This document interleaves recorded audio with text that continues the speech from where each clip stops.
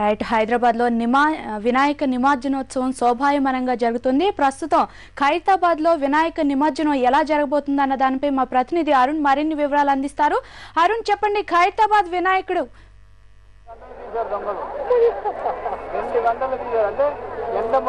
అరుణ్ చెప్పండి, ఖైరతాబాద్ లో ప్రస్తుతం ఎలా ఉంది పరిస్థితి?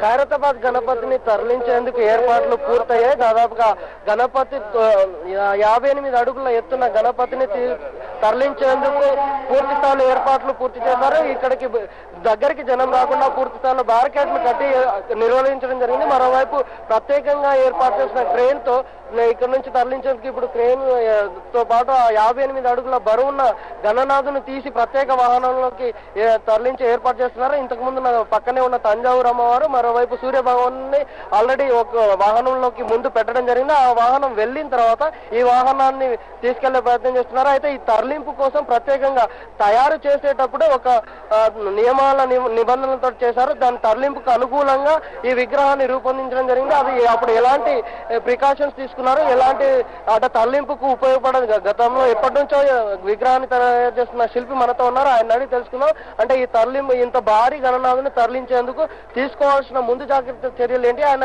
ఈ తరలింపు కోసం ఎలాంటి చర్యలు తీసుకున్నారు ఆయన అడిగి తెలుసుకుందాం. మీరు చెప్పండి, అంటే ఇంత భారీ గణనాథుని లేపడం చాలా కష్టం అవుతుంది. ఇందుకోసం అంటే ఎలా ట్రాలీని ఎక్కియడం కోసం కానీ అది చేయడం కోసం ముందు జాగ్రత్త చర్యలు ఎలాంటి పాటించారో, ఇప్పుడు ఎట్లా తరలిస్తారు దీన్ని? ఈ వినాయకుడిని 58 ఫీట్ హైట్ కాబట్టి దానికి బ్యాలెన్సింగ్ వెయిట్ అంతా కూడా కింద బేస్లు ఇచ్చి ఉన్నామండి.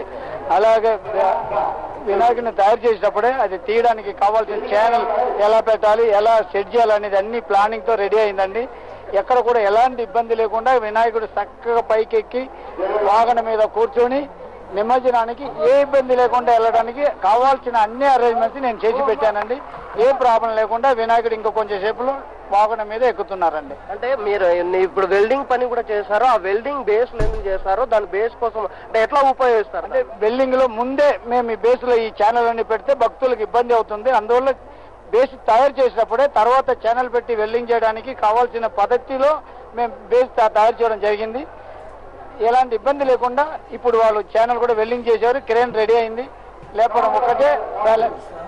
మీరు 100 రోజులు సుమారు 100 రోజులు కష్టపడి తయారు చేసిన గణనాథుడు కేవలం గంటల్లో వెళ్ళి నిమజ్జనం జరగబోతుంది. ఈ ఫీలింగ్ ఎలా ఉంటుంది? మీరు ఇదైతే చాలా బాధాకరమైన సమాచారం అండి.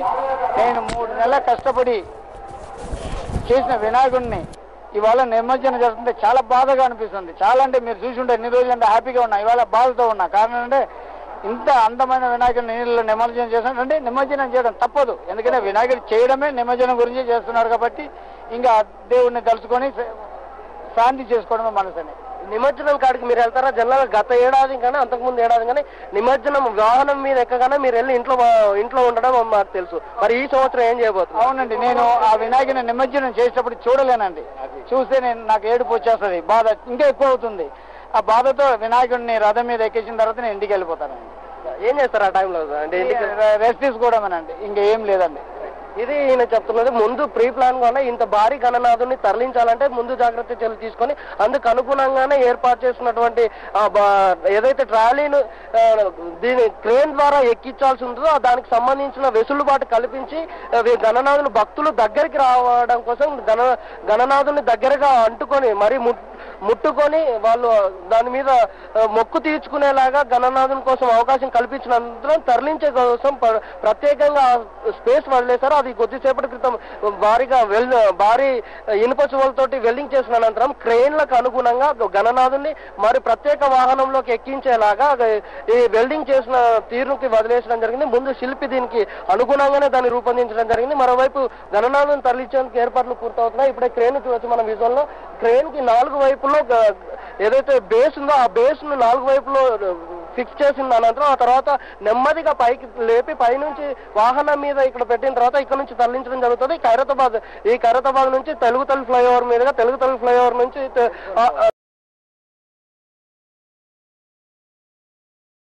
టెలిఫోన్ భవన్ నుంచి సెక్రటరేట్ నుంచి క్రేన్ నెంబర్ 4 లో ఇది నిమజ్జనం జరుగుతుంది. ఇక్కడ నుంచి వాహనం వెళ్లే టైం మాత్రం కేవలం 2 hours 2.5 hours లోనే రీచ్ అవుతుంది. కాకపోతే దీన్ని నిమజ్జనం చేయడానికి ఏర్పాట్లు అంటే వాహనాన్ని ఎక్కించడం అనేది చాలా కష్టమైన పని. దీనికోసం సుమారుగా దాదాపు 6 నుంచి 7 గంటల పాటు టైం తీసుకుంటుంది. దీన్ని ఈ టైం ఉదయం 11 గంటల నుంచి మొదలైన కార్యక్రమం ఇప్పటి వరకు అయింది. 6 గంటలకి ఈ నిమజ్జన పర్వం మొదలవబోతుంది. 6 గంటలకి ఇక్కడ నుంచి వాహనం తరలించేలాగా పోలీసులు పూర్తి స్థాయిలో ఇన్స్ట్రక్షన్ ఇచ్చారు. దానికి అనుగుణంగానే ఏర్పాట్లు చేశారు. మిగిలిన వివరాలు మా ప్రతినిధి అంబిక అందజేస్తారు. Vote Ambika. Okay, thank you Arun. So మొత్తంగా ఇప్పటి వరకు అరుణ్ చెప్పిన వివరాల ప్రకారమే చూసుకుందాం. మొత్తానికి సర్వలోక మహాగణపతి మరి కాసేపట్లో శోభాయాత్రకి సిద్ధపడుతున్నాడు. దీనికి సంబంధించి అన్ని ఏర్పాట్లు కూడా ఇక్కడ ఉత్సవ కమిటీ నిర్వహించడం జరిగింది. నిన్న రాత్రి నుంచే దీనికి సంబంధించిన అన్ని ఏర్పాట్లు కూడా అంటే మండప తొలగింపు కార్యక్రమాలు కానివ్వండి, లేదంటే ఇతరత్ర కార్యక్రమాలన్నింటినీ కూడా నిర్వహించడం జరిగింది. ముందస్తుగానే అంటే దాదాపుగా ఒక వారం రోజుల క్రితం నుంచే అందరూ చెప్తున్నారు ఎటు పరిస్థితుల్లోనూ కూడా ఈ రోజు అంటే నిమజ్జనం చేసే రోజున 11 గంటల వరకు మాత్రమే భక్తుల్ని అనుమతించడం అనేది జరుగుతుంది. ఆ తర్వాత ఎట్టి పరిస్థితుల్లోనే కూడా అనుమతి ఇవ్వడాన్ని ముందుగానే చెప్పారు. సో దానికి తగ్గట్టుగానే భక్తులందరూ కూడా ముందుగానే వచ్చి అంటే ఇప్పటి వరకు చూసుకున్నట్లయితే ఏటికేడు గణనాథుడి ఎత్తు ఏ విధంగా అయితే పెరుగుతుందో అదే సంఖ్యలో అంతే భారీగా ఈ వినాయకుడిని దర్శించుకోవడానికి భక్తులందరూ కూడా వస్తున్నారని చెప్పుకోవచ్చు. ఇప్పటివరకు చూసుకున్నట్లయితే కొన్ని లక్షల మంది వచ్చి ఈ 10 రోజుల్లోని కొన్ని లక్షల మంది వచ్చి ఇక్కడ ఈ విగ్రహాన్ని గణనాథుని దర్శించుకున్నారు. అలానే వారికి తోచినట్టుగా విరాళాలను కూడా సమర్పించారు. అయితే ఇక్కడ దీనికి సంబంధించి ఈ విగ్రహాన్ని ఏర్పాటు చేయడానికి దాదాపుగా 45 లక్షల రూపాయలు ఖర్చు అయింది అనేసి ఇక్కడ ఉండే శిల్పులు చెప్తున్నారు. అలానే దీని యొక్క బరువు 35 నుంచి 45 టన్నుల బరువు ఉంటుంది. ఇంకా దీనికి సంబంధించిన మరిన్ని వివరాలు ఈ ఉత్సవ కమిటీ మెంబర్ ఉన్నారు, మనం వాళ్ళతో మాట్లాడడానికి ప్రయత్నిద్దాం. హలో అండి. నమస్కారం అండి, నేను ఉత్సవ కమిటీ వైస్ ప్రెసిడెంట్ మాట్లాడుతున్నాను. దాదాపు ఈ పనులన్నీ నిమజ్జనానికి పూర్తయ్యే పనులని నిన్న మధ్యాహ్నం నుంచి స్టార్ట్ చేశాము. దీనికి సంబంధించిన దీని మొత్తం విగ్రహం హైట్ కానీ విడ్త్ 24 విడ్త్ ఉంటుందండి. మరి హైట్ 58 ఫీట్లు ఉంటుందండి. మరి బరువు ఏమో దీన్ని 45 టన్నుల బరువు ఉంటుందండి. మనకు సంబంధించిన క్రెయిన్ కనిపిస్తున్నది మీ పక్కనే. దాదాపు రవి క్రెయిన్ వాళ్ళు మనకు ప్రతి సంవత్సరం వాళ్ళు పంపిస్తారు. దాదాపు క్రెయిన్ 200 కెపాసిటీ టన్ను వల్ల కెపాసిటీ లిఫ్టింగ్ చేసే కెపాసిటీ ఉందండి. మరి మనం చూసుకునేటైతే ఎస్టీసీ అని బెంగళూరు నుంచి ప్రత్యేకంగా దీని ఒక టస్కర్ అంటారు, ట్రాలీ అంటారు, అది ఇక్కడికి వచ్చారండి. సుమారు దాని 100 టన్స్ ఉన్న కెపాసిటీ ఉన్న ట్రాలీ అండి. మరి మనకు పోలీస్ వల్ల కూడా మనకి ఏం ప్రెషర్ లేదండి. జనరల్ గా ఈ తెలంగాణ మార్చ్ గురించి అని అందరూ అనుకుంటున్నట్టు అట్లా ఏం లేదండి. ప్రతి సంవత్సరం ఎలాగైతే తీయాలనుకుంటామో ఉత్సవ కమిటీ వాళ్ళు మేము కూర్చొని మాట్లాడుకొని మేము వాళ్ళ నుంచి మాకు ఎటువంటి ప్రెషర్ లేదండి. ఉత్సవ కమిటీ నిర్ణయించింది సాయంత్రం 6 గంటల నుంచి 6 గంటలకు ఇక్కడి నుంచి బయలుదేరే అవకాశం ఖైరతాబాద్ వినాయకుడి నిమజ్జనానికి బయలుదేరుతారండి. ఓకే అండి, అంటే ఇప్పుడు ఎవ్రీ ఇయర్ లో కాకుండా ఇయర్ కొంచెం తొందరగానే నిమజ్జనాన్ని కంప్లీట్ చేయాలనేసి ఆర్డర్స్ కూడా వచ్చాయి కదా, మరి ఆ నేపథ్యంలో ఎన్ని గంటలకు మీరు నిమజ్జనాన్ని పూర్తి చేయాలి అనుకుంటున్నారు? ఎన్ని గంటలకి ఇక్కడ నుంచి అంటే 6 గంటల నుంచి ఊరేగింపుగా బయలుదేరిందంటే అక్కడికి వెళ్లేసరికి నిమజ్జనం పూర్తి అయ్యేసరికి ఇంచుమించుగా తెల్లవారుతుంది. మరి ఎన్ని గంటలకు మీరు కంప్లీట్ చేద్దాం అనుకున్నారు? దానికి తగ్గట్టుగా మీరు ఎలాంటి ఏర్పాట్లు చేసుకున్నారు? మీరు చూడండి మేడం, ఇప్పుడు మనం అనుకున్నట్టు పోలీసు వాళ్ళు మనకు ఏదైతే ఇన్స్ట్రక్షన్స్ ఇచ్చిన ప్రకారం కానీ లేకపోతే ఉత్సవ కమిటీ వాళ్ళు అనుకున్న ప్రకారం కానీ ఇది ఇక్కడ అట్లా ఉండదండి. ఇక్కడ ప్రత్యేకంగా పీడబ్ల్యూడీ వాళ్ళ పనితనం ఉంటుందండి. ఈ రోజు పీడబ్ల్యూడీ వాళ్ళు వినాయకుని మరి ముఖ్యంగా రవి క్రెయిన్ వాళ్ళు ఎప్పుడైతే వినాయకుని మనం లిఫ్ట్ చేసి మరి ఆ ట్రాలీ పైకి ఎక్కించినాక దాని ప్రాసెస్ అండి 4 దిక్కుల్లో ఉన్న వెల్డింగ్స్ చేయాలండి. వెల్డింగ్స్ ప్రాసెస్ మినిమం 2 గంటల నుంచి 3 గంటలు ఈ ప్రాసెస్ ఉంటుందండి. మాక్సిమం ఇప్పుడు 3:30 వరకు వినాయకుని ట్రాలీ మీద కూర్చోబెడతాము. ఒక 3 గంటల వరకు దాని 4 దిక్కులో మనం వెల్డింగ్ చేసి మరి బ్యాక్ సైడ్ కూడా ఒక సపోర్టింగ్ చేయాలి. ఇవన్నీ ప్రక్రియ పీడబ్ల్యూడీ వాళ్ళ చేతిలో ఉంటుందండి. ఎంతసేపు అవుతుంది? దాదాపు మేము గత సంవత్సరం చూసుకున్నట్టయితే సుమారు 4 గంటలు పట్టిందండి వెల్డింగ్ చేయడము అది చేయడం. కానీ నిన్న కొద్దిగా మనం చూసుకుంటున్నట్టయితే కొద్దిగా వర్క్ ఆల్రెడీ కొద్దిగా ఆఫ్ చేశారండి. అంటే ఇక్కడ భక్తుల విషయానికి వస్తే మీరు మార్నింగ్ 10 o'clock నుంచి అంటే 10 గంటల ప్రాంతం నుంచి ఇక్కడ భక్తుల్ని అనుమతించడం మానేశారు. మరి భక్తులందరూ కూడా ఇక్కడి నుంచే కాదు ఎంతో దూర ప్రాంతాల నుంచి వచ్చిన వాళ్ళు ఉన్నారు, కొన్ని సంవత్సరాలుగా ఇక్కడికి వచ్చి భగవంతుని దర్శించుకుంటున్న వాళ్ళు ఉన్నారు. మరి వాళ్ళు కాస్త నిరాశలో ఉన్నారు. మరి వాళ్ళని ఏమైనా సరే విగ్రహం దగ్గరికి అనుమతించంటే ఒక అరగంట గంట సేపు ఏమైనా అనుమతించే అవకాశాలు ఏమైనా ఉన్నాయా? ఇప్పుడు 11 రోజులలో సుమారు 50 లక్షల మంది భక్తులు వినాయకుని దగ్గరికి వచ్చి పూజలు చేశారండి. ఈ రోజు మాత్రం ఎందుకు భక్తులని మనం ఆపామంటే, మీరు చూస్తున్నారు చుట్టుపక్కల మొత్తం క్రెయిన్ కానీ వర్క్ కానీ R&D వాళ్ళు కానీ, మీరు అక్కడ వెల్డింగ్ జరిగేటప్పుడు కొద్ది మంటలు అవి వస్తుంటాయి. మేము కేవలం భక్తులను వినాయకుని దగ్గరికి పూజకు వాళ్ళ భక్తుల గురించే మేము ఆలోచించి వాళ్ళని ఆపడం జరిగిందండి. ముఖ్యంగా ఏంటంటే ఇక్కడికి వస్తే వాళ్ళకి ఏదైనా చిన్న ఇన్సిడెంట్ జరిగింది అనుకోండి, ఇప్పుడు మీరు టీవీలలో అరే పలానా ఖైరతాబాద్ దగ్గర ఇన్సిడెంట్ జరిగింది అనేది మేము ముందు జాగ్రత్తగా ఉండి భక్తులకు దర్శనానికి ఇస్తామంటే, ఎప్పుడు ఇస్తామంటే భగవంతుని ట్రాలీ పైన పెట్టాక భక్తులకు దర్శనానికి అవకాశం ఇస్తాం. మీ ద్వారా ఎన్టీవీ ద్వారా మీ భక్తులకు తెలియజేసేది అంటే మీరు కొద్దిగా ఓపికతో ఉండండి. దయచేసి దగ్గరకు వచ్చినట్టయితే చాలా ప్రమాదం ఉంటుంది. ఎందుకంటే ఒక రాడ్ పడ్డా ఏది పడ్డా భక్తులకు ఎటువంటి ఇబ్బంది కలగదు. ఉత్సవ కమిటీ తరఫున మేము పోలీస్ డిపార్ట్మెంట్ వాళ్ళకి సంబంధించింది కాకుండా ఉత్సవ కమిటీ వాళ్ళ తరఫున మేము విజ్ఞప్తి చేస్తున్నాం భక్తులకు. ఇక్కడ చుట్టుపక్కల ఎందుకంటే ఏ ప్రమాదం కాకుండా ముందు జాగ్రత్తగా మేమే పోలీసు వాళ్ళకి చెప్పి భక్తులను కొద్దిగా ఆపండి. తర్వాత ట్రాలీ పైన పెట్టాక భక్తులని అనుమతిస్తామండి. ఓకే, సో మొత్తంగా చూస్తే ఎప్పుడెప్పుడా అని అందరూ కూడా భక్తులందరూ ఎదురు చూస్తున్న ఘటన రానే వస్తోంది. ఇంకా మరి కాసేపట్లో అంటే ఒక గంట ప్రాంతంలో ఈ వినాయకుడిని ట్రాలీ పైకి లిఫ్ట్ చేయడం అనేది జరుగుతోంది. 6 గంటలకి ఇక్కడ నుంచి శోభాయాత్ర ప్రారంభమవుతోంది. అయితే ముందుగానే చెప్పినప్పటికీ కూడా ఎంతో మంది భక్తులు, అంటే ముందస్తు సమాచారం లేకపోవడం వల్ల కావచ్చు, లేదంటే కారణాలు ఏదైనా కూడా ఎంతో మంది భక్తులు ఇక్కడ గణపతిని దర్శించుకోవడానికి ముందుగానే వచ్చున్నారు. కాకపోతే వాళ్ళకి దర్శన భాగ్యం కలవకపోయినా కూడా వాళ్ళ జాగ్రత్త కోసమే మేము ఈ నిర్ణయం తీసుకోవడం జరిగిందని ఇక్కడ ఉండే ఉత్సవ కమిటీ మెంబర్ అంటున్నారు. సో మొత్తంగా చూస్తే గత 11 రోజులుగా విశేష పూజలు అందుకున్నటువంటి గణపతి నిమజ్జనానికి ఇంకా కొన్ని గంటల సమయం మాత్రమే ఉంది. సో భక్తులందరూ కూడా నిమజ్జన కార్యక్రమాన్ని చూడడానికి వేయి కళ్ళతో ఎదురు చూస్తున్నారు. ఇది ఇక్కడ ఉన్నటువంటి పరిస్థితి. దీనికి సంబంధించిన అంటే నిమజ్జన కార్యక్రమాలు, అలానే ఖైరతాబాద్ గణేశుడికి సంబంధించిన మరింత సమాచారాన్ని మా కొలీగ్ కళ్యాణ్ అందిస్తారు. Kalyan, over you. Thank you Ambika. ఇక అత్యంత ఉత్కంఠగా ఎదురు చూస్తున్న క్షణాలు రానే వచ్చాయి. ఈ గణేష్ ఉత్సవాలు అనగానే గుర్తొచ్చే ఈ ఖైరతాబాద్ మహాగణపతి కొద్దిసేపట్లో బయలుదేరడానికి సిద్ధపడ్డాడు. అయితే ఇక్కడ ఈ లోక కళ్యాణార్థం ఈ గజవాహనమై ఆసీనుడై ఈ లోక విహారానికి వెళ్తున్నట్టుగా భాగ్యనగర వీధుల్లో విహరించడానికి గణపతి రెడీగా సిద్ధంగా ఉన్నాడు. ఈ సర్వలోక మహాగణపతి మరికొద్దిసేపట్లో ఇక్కడ బయలుదేరడానికి సిద్ధపడుతున్నాడు. అయితే ఆల్రెడీ మనం ఇప్పటివరకు చూసాం, ఇక్కడ భారీ క్రేన్ సహాయంతో ఇక్కడ స్పెషల్ గా మాడిఫై చేసి వెల్డింగ్ చేసి స్పెషల్ గా మాడిఫై చేసిన ఒక భారీ ట్రాలీ ఇక్కడ ఉంది. ఈ ట్రాలీ మీద ఈ మహాగణపతిని కూర్చోబెట్టి ఈ ఊరేగింపుగా తీసుకెళ్తారు. అయితే ఈ పెట్టే సమయంలో ఇక్కడ ప్రాబ్లమ్స్ ఇబ్బందులు ఎదురైతే ఉద్దేశంతో భక్తుల్ని కాస్త దూరంగానే ఇక్కడికి వచ్చే 4 మార్గాల్లో కాస్త దూరంగా ఆపేయడం జరిగింది. అక్కడ భారీ స్థాయిలో భక్తి పారవస్యంతో ఇక్కడ జరిగిన ఈ అద్భుత ఘట్టాన్ని చూడడానికి ప్రయత్నం చేస్తున్నారు. అక్కడంతా 4 వైపులో చూస్తే మనకు క్లియర్ గా తెలుస్తుంది. అద్భుతంగా ఉంది. అయితే ఇక్కడి నుంచి ఈ గణేష్ ఇక కొద్దిసేపట్లో ఇంకా 1 గంట కానీ 2 గంటలు కానీ ఆ కొద్దిసేపట్లో బయలుదేరి ఈ ఖైరతాబాద్ నుంచి లక్డీ కపూల్, ఆ తర్వాత తెలుగు తల్లి ఫ్లైఓవర్, సచివాలయం, ట్యాంక్ బండ్ చేరుకుంటాడు. ట్యాంక్ బండ్ క్రేన్ నెంబర్ 4 దగ్గర, ఫ్రేమ్ నెంబర్ 4 దగ్గర ఈ మహాగణపతిని నిమజ్జనం చేయడం జరుగుతుంది. అయితే ఇక ఈ గణపతి భద్రతా విషయాలు చూసుకుంటే ఇక్కడ పోలీసులు కూడా మనం ఇంతకుముందే ఈ పోలీస్ ఆఫీసర్తో కూడా మాట్లాడడం జరిగింది. స్థానికంగా ఉన్న PIతో మాట్లాడడం జరిగింది. చాలా కట్టుదిన భద్రత ఏర్పాట్లు చేశారు. చాలా అన్ని కూడా అనుకున్నట్టుగా సవ్యంగా జరుగుతున్నాయని మనకి తెలుస్తుంది. ఇక ఇది ఇక్కడ ఖైరతాబాద్ లో ఉన్న పరిస్థితి. ఇంకా మరిన్ని అప్డేట్స్ ఎన్టీవీ ఎప్పుడు ప్రత్యక్షం ఇక అందిస్తుంటుంది. Water studio.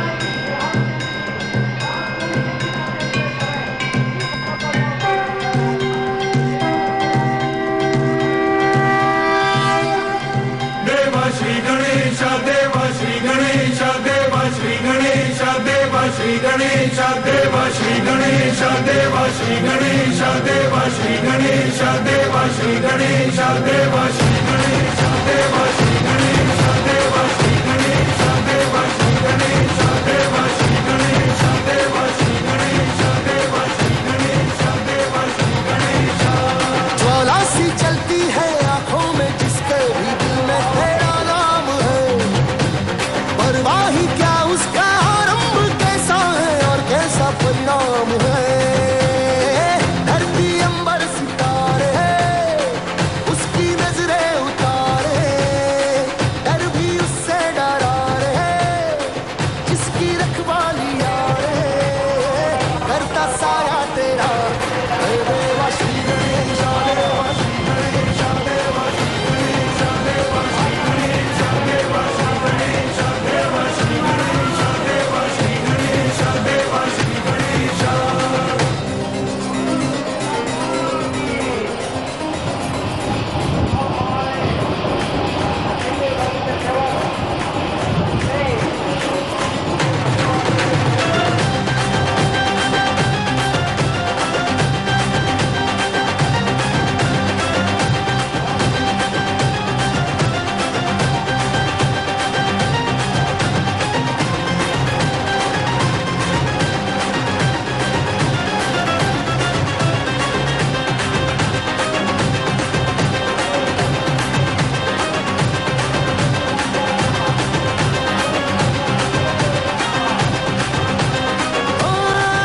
तेरी भक्ति का वरदान है, जो कमाए वो धनवान है, बिन किनारे की कश्ती है वो देवा तुझसे जो अनजान है। यूं तो मूषक सवारी तेरी, सब है पहरेदारी तेरी, पाप की आंधियां लाख हो कभी ज्योति न हारी तेरी, अपनी तकदीर का वो खुद सिकंदर हुआ रे, भूल के ये जहां रे जिस किसी ने यहाँ रे साथ पाया तेरा हे देवा श्री गणेश देवा श्री गणेश देवा श्री गणेश देवा श्री गणेश देवा श्री गणेश देवा श्री गणेश देवा श्री गणेश देवा श्री गणेश।